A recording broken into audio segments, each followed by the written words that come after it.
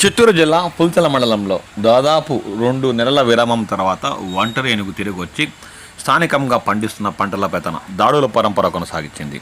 పుల్చల మండలం కల్లూరు పాళ్లెం పంచాయతీ సరిహద్దుల్లో సోమవారం వేకోజామున ఒంటరి ఏనుగు దాడుల్లో పంటలకు అపార నష్టం వాటిల్లినట్లు స్థానిక రైతులు ఆందోళన వ్యక్తం చేస్తున్నారు.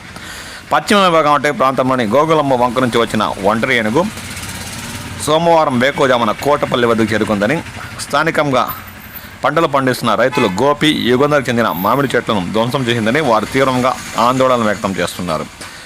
అలాగే పశుగ్రాసాన్ని తొక్కేసి పైపులను విరిచేసిందని వారు వాపోతున్నారు. అక్కడి నుంచి అడవుల్లోకి చేరుకున్నట్లు స్థానిక రైతులు ఆందోళన వ్యక్తం చేస్తున్నారు. సంబంధిత అటవీ శాఖ అధికారులు స్పందించి ఈ ఒంటరి ఏనుగు దూర ప్రాంతాలకు తరవాలని ఈ సందర్భంగా వారు కోరుతున్నారు.